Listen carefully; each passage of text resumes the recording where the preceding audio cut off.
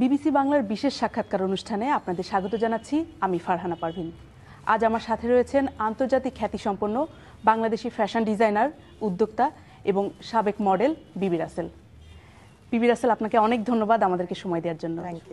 একজন উদ্যোক্তা, একজন ফ্যাশন ডিজাইনার এবং সাবেক মডেল, এই তিন পরিচয়ের মধ্যে কোনটিতে আপনি বেশি স্বাচ্ছন্দ্য বোধ করেন? যেটা এখন করছি ফ্যাশন ডিজাইনার, এটা আমার পড়াশোনা করা। আর উদ্যোক্তা, জানি না এই ওয়ার্ডটা আমার সঙ্গে মিলে কিনা। আমি যেটা করছি এটা আমার জীবন, আমি অন্য আর কিছু জানি না। যদি শুধু উদ্যোক্তা হতাম তাহলে হয়তো আরও বেশি বিজনেস মাইন্ডেড হতাম বা কিছু। আমি এসছি এমন একটা কাজ করতে যেটা আমাকে কেউ হাত বেঁধে দেয়নি, নিজের ইচ্ছা এসছি। আমার যদি বাইরে আমার অন্য প্রফেশনে এক ফুটও যদি আমার কোনো সাকসেস হয়ে থাকে, এটা আমি করি আমার দেশকে। আমি বাংলাদেশি দেখে মানুষ অবাক হয়ে যেত, একটা মডেল বাংলাদেশি ফ্যাশনে পড়াশোনা করেছে, কাজে আমি দেশবাসীর কাছে এটা করি। আমরা জানি যে আপনি লন্ডনে ফ্যাশন কলেজ অফ ফ্যাশনে আপনি পড়াশোনা করেছেন এবং সেখানে বিভিন্ন দেশে আপনি প্রায় 20 বছর মডেলিং করেছেন এবং সেই নামকরা সব পত্রিকা, নামকরা সব ফ্যাশন ডিজাইনারদের মডেল হয়েছেন আপনি। তো সেই আলো ঝলমলে জগৎ, সেই আপনার ক্যারিয়ার, সেগুলো ছেড়ে আপনি বাংলাদেশে ফিরে আসলেন, সেই সিদ্ধান্তটা আপনি কেন নিয়েছিলেন সেই সময়? যেহেতু আমার স্বপ্ন এটাই ছিল, কোনো কিছু করতে গেলে নিজেকে ট্রেন করতে হয়, নিজেকে ম্যাচিওর করতে হয়। মডেলিং এরকম একটা প্রফেশন, আমার কোনো দিন স্বপ্নও ছিল না আমি মডেল হব। যেহেতু আমি দেশে বড় হচ্ছে, আমার মতন যে দেখতে তাকে কেউ কোনো দিন বলবে না যে একটা সুন্দর মেয়ে বা কিছু। আমি তো কল্পনার বাইরে, তাই না? সেই অ্যাপ্রিসিয়েশনটা আমি বাইরে গিয়ে পেয়েছি। আর মডেলিং আমাকে ম্যাচিওর করেছে। আমার মনে হয় না অন্য কোনো কাজ করলে আমি পৃথিবী দেখতে পেতাম, একটা অন্য কালচারের সঙ্গে পরিচিতি করেছে। আর সবচেয়ে বড় কথা হলো যে এই মিডিয়া, যে মানুষ আমাকে বিবি বলে তৈরি করেছে, তারা আজকে আমাকে একটা সাপোর্ট দিচ্ছে, সেটা আমি তুলনার বাইরে। কিন্তু আমার যেটা করছি সেটাই কিন্তু করতে গেছিলাম, পড়াশোনা করা আমার একদম ফ্যাশনের উপর। তো এরপরে তো আপনি যখন ফিরে আসেন, সেটা তো 1994 সালের দিককার কথা। তখন ফিরে আসলেন, বাংলাদেশে আপনি কাজ করতে চান, সে আপনার আশেপাশের মানুষ যারা ছিলেন বা বাংলাদেশের মানুষই বলতে পারি, তখন বিষয়টিকে কিভাবে নিয়েছিলেন? আপনি সাড়া পেয়েছিলেন কেমন? আমি প্রথমে এসেছি, যেহেতু আমি দেশের বাইরেই অনেক দিন ছিলাম, যদিও আমার বাবা মা দেশে ছিল, আমি ফিরে আসতাম, কিন্তু ফিরে আসতাম কয়েক সপ্তাহের জন্য বা ম্যাক্সিমাম 1 মাসের জন্য। কিন্তু আমি এসে পুরা বাংলাদেশ চুষে বেড়াতাম। হ্যাঁ, এসেই কিন্তু কোন অঞ্চলে কি হয় বা আমাদের কালচারটাকে এত ভালো করে জানা, এটা কিন্তু একদিনে আমি শিখিনি, চলতে চলতে। তো এসে আমি জানতে চেয়েছিলাম অন্যরা কীরকম করে কাজ করে, বড় বড় এনজিও যেমন গ্রামীণ, ব্র্যাক, এদের সব। তো আমি গ্রামে গ্রামে ঘুরে যেতাম আর জানতে চেতাম তাদের ওয়ে অফ লাইফ। আমি যদিও বাংলা বলি, প্রত্যেকটা অঞ্চলে কিন্তু বাংলাদেশে একটা ডায়ালেক্ট আছে। হ্যাঁ, ওদের খাওয়া দাওয়া, ওদের সঙ্গে আমি মিশে, মেইন জিনিসটাই ছিল আমার প্রথম 2 বছর যে ওরা আমার প্রতি কনফিডেন্ট হবে আর ওরা বুঝবে এটা আমি করে, একটা বাচ্চাকে কোলে নিয়ে করে আমি পয়সা করতে আসিনি। আমি একটা প্রফেশন, একটা জিনিস ছেড়ে ওদের জন্য এসেছি।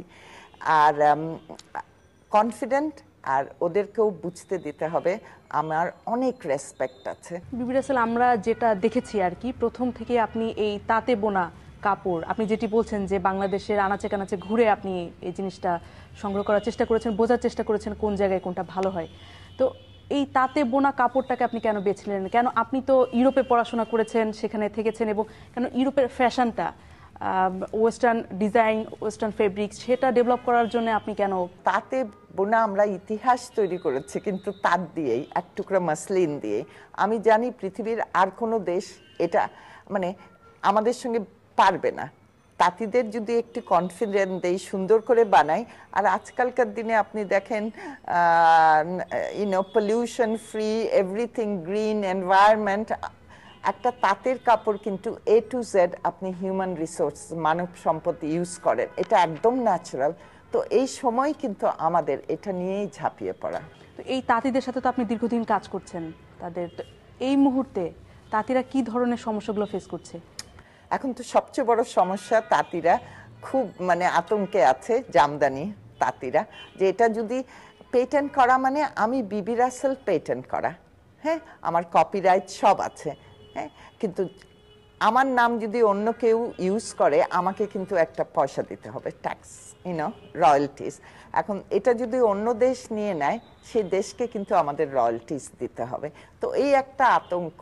এছাড়া বাংলাদেশ ছাড়া তো আপনি এই তাঁতে বোনা কাপড় পোশাক আপনি বিদেশে নিয়ে গেছেন, তো এটাকে জনপ্রিয় করার জন্য বিদেশে আপনি কি ধরনের কাজ করছেন? জনপ্রিয় কোনো কিছু জনপ্রিয় করতে হলে আপনার সেই দেশ সম্বন্ধে জানতে হয়। যেমন বাংলাদেশে আমি যেটা করি বা আমার দোকানে, সেটা কিন্তু নট নেসেসারি আমি ওই জিনিস আমি প্যারিসে বা স্পেনে, ফ্রান্সে বা স্পেনে বিক্রি করি না। কেন, আমাদের দেশে অনেকে শাড়ি পরে, সালোয়ার কামিজ পরে, ওটা ওই দেশে হয় না, একটা দুটো। সেই দেশ সম্বন্ধে, ওদের স্টাইল, ওদের পলিটিক্যাল জিওগ্রাফিক্যাল বাইন্ডিং কি, এটা জানতে হবে। তো আমি সব দেশেই কিন্তু আমি আজ পর্যন্ত কোনো কিছু হাতে ছাড়া করিনি আমার ডিজাইনের মধ্যে। কতগুলো দেশে আপনার শোরুম রয়েছে এখন? আমার শোরুম তো নিজস্ব শোরুম তো কোনোই নাই, দোকান সব। ইউরোপে আছে, হ্যাঁ, তারপর ল্যাটিন আমেরিকায় আছে, জাপানে আছে, আর রিসেন্টলি মানে আমার মানে বোম্বে দিল্লিতে হওয়া খুব স্বাভাবিক ছিল, রিসেন্টলি আমি যেটা জানি কলকাতায় একটা হয়েছে আপনার। তো এগুলো কিভাবে চলে ওখানকার? এগুলি কি হয়, কোনোখানে আমি ইনভেস্ট করি না, ইনভেস্ট করে ওই দেশের মানুষ। কেন, নিয়ম থাকে, প্রত্যেকটা গভর্নমেন্টেরই একটা নিয়ম আছে। ওরা আমার জিনিস নেয়, আমাকে পে করে, আমার মতন করে কিরকম করে আমার সাজানো, এটা আমার কাছ থেকে, আমি খুব ডিফিকাল্ট, আমার জিনিসটাকে আমার মতন করে প্রমোট না করলে আমি ওখানে দেই না। একটা বিষয় যে আপনি নিজেও আজকে গামছা পরে আছেন, তো আমরা যেটা দেখেছি আপনি গামছা এবং লুঙ্গি এটা দেশের বাইরে জনপ্রিয় করার চেষ্টা করেছেন এবং মোটামুটি সেখানে অনেক জায়গায় এটা জনপ্রিয় হয়েছে। আমি অনেক ফ্যাশনের ব্র্যান্ড শোগুলোতে দেখেছি যে মডেলরা গলায় গামছা পেঁচিয়ে যাচ্ছেন। তো এই গামছা এবং লুঙ্গি বাংলাদেশে যারা তরুণ তরুণী যাদেরকে ফ্যাশনের ধারক এবং বাহক বলা যেতে পারে, তাদের মধ্যে কি আপনি এই গামছা লুঙ্গির জনপ্রিয়তাটা দেখেছেন নাকি তারা সেই ওয়েস্টার্ন ফ্যাশনের দিকে? আজকাল না গামছা কিন্তু আমি তো মানে দেখি পয়লা বৈশাখ বলেন, যে কোনো অনুষ্ঠানে দেখবেন ইয়াং ছেলেরা গামছা দিয়ে তো ওরা অনেক কিছু পড়ছে। কোনো একটা শিল্প বাঁচাতে গেলে কিন্তু প্রজন্মই করবে, কেন ওরাই বিভিন্ন ধরনের কাপড় পরে। কাজে গামছা, আমি রাস্তাঘাটে আপনি দেখবেন একটা রিক্সাওয়ালা একটা ফকিরও গামছা দিবে, কিন্তু ইয়াংরাও পরবে, আমার মতনও পরবে, মানুষ আমার থেকে বড় গামছা লুঙ্গি দেখে আমি বড় হয়েছি। তো এই যে আপনি তাঁতিদের সাথে কাজ করছেন, কত তাঁতি এখন আপনার সাথে কাজ করছেন বা আপনার এদের সাথে আপনার যোগাযোগটা কিভাবে হলো? আমি সংক্ষেপে বলি, আমার বাবা হলো নর্থ বেঙ্গলের, রংপুরের, আমার মা হলো ঢাকার, আমার জন্ম চিটাগংয়ে। আমি যদি বলি পুরা বাংলাদেশ আমার, কেন আমি ঘুরে বেড়াই। আমি বিশ্বাস করি না বাবার দেশই আমার দেশ, কেন আমার মা কিন্তু ঢাকার, আমার জন্ম চিটাগং, ওটা আমার জন্য খুব ইম্পর্টেন্ট। আর আমি পুরা কোনো তাঁতি আমার কেনা গোলাম না, কেন আমি সবখানে কাজ করি, কিন্তু আমি বলি সবাই আমার। এখন কত আমি এটা তো গুনি না, কিন্তু আপনাকে এটুকুন বলতে পারবো 94 থেকে এটা 2012 আমার এমন কিছু নাই। আপনি যদি বলেন যে আপনি এখন কি চান, হ্যাঁ, আমাকে যদি বলেন এই উপর থেকে আপনি ঝাঁপ দিলে আমি তাঁত শিল্প বাঁচাবো, আমার 1 সেকেন্ড লাগবে না। কেন আমি এখনো চঙ্গের প্রথম স্টেপে আসি। আমি যদি আপনাকে বলি 1 লাখ তাঁতি, হ্যাঁ, আমি বাঁচিয়েছি, সেটাও কিন্তু 1% না। তো আপনি তো অনেকদিন ধরে কাজ করছেন এই তাঁত শিল্প তথা তাঁতিদের ভাগ্য উন্নয়ন বলা যায়, তাঁত শিল্পটাকে আধুনিকায়ন উন্নয়নের জন্য 1994 সাল থেকে আপনি কাজটি করছেন। 2012-তে এসে আপনি আপনার নিজের চেষ্টায় কতটুকু এই আধুনিকায়নের কাজ বা উন্নয়নের কাজটা করতে পেরেছেন বলে মনে আমি করছেন? এটুকুন জানি 2000 আজকাল কিন্তু আপনারা দেখবেন ইয়াং মানে প্রজন্ম যে কোনো অনুষ্ঠানে, হ্যাঁ, আমাদের ঈদ বলেন, পয়লা বৈশাখ বলেন, এই যে বিজয় দিবস গেল 21শে ফেব্রুয়ারি, সব অনুষ্ঠান, নিজেদের জন্মদিন বা ম্যারেজ ডেতে সাধারণ মানুষরা কিন্তু দেশীয় কাপড় পরছে। একটা শ্রেণীর মানুষ আছে তারা কিন্তু পরছে না, আই ডোন্ট কেয়ার। এই সাধারণ মানুষরা কিন্তু দেশি জিনিস পরছে। এটা যাবে, আরো উন্নতি হবে, একটু সময় লাগবে। সেখানেই আমি বলছি আমরা ডিজাইনাররা যদি আরো রিসার্চ করে আরো নিত্য নতুন জিনিস আনতে পারি। কেন আজকালকার ছেলেমেয়েরা ইন্টারনেট দেখে, একটা বাটন টিপলে ওরা জানে। আমি 3 বছর আগে ভাবতাম খাদি খাদি যেহেতু আমি অনেক ইউজ করি, আমি কি করা যায়, আমি ভাবলাম সব খাদির জিন্স বানাই। কেন জিন্স সবাই পরে, একটা প্যান্ট পরা খুব ইজি, ঢাকায়ও পরে। ওয়ার্ল্ড মার্কেটে একদম সোল্ড আউট হয়ে গেছে। এরকম চিন্তা করে করতে হবে কি করে আমরা অ্যাট্রাক্ট করব মানুষকে, কি ডিজাইন আনবো। আজকালকার ধরেন আমার মাকে যেটা দেখেছি সেটার থেকে আমি ডিফারেন্ট পড়ি, আমার ছেলে হয়তো তার ডিফারেন্ট পড়বে। এই রিসার্চটা আমাদের ডিজাইনারদের করতেই হবে। অর্থাৎ আপনি বলছেন আরেকটু সময় লাগবে। হ্যাঁ, আরেকটু সময় লাগবে।